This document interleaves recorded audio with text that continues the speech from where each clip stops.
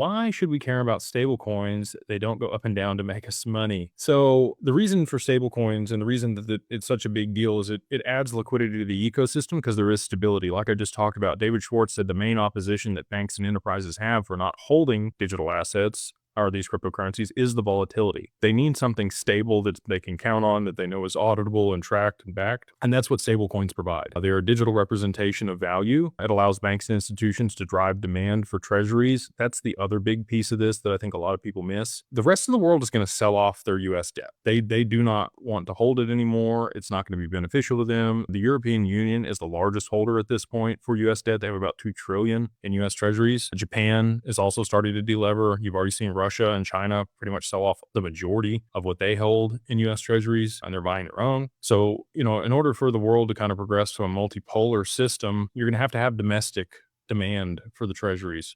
We've done that with war bonds and other things that were patriotic in the past for retail, right? But at this point, with the Stablecoin Act, you have real institutional demand domestically here for treasuries and US debt. And that's good for our economy to be able to stabilize that, because that is really the bedrock and the backbone of the financial system as it sits today.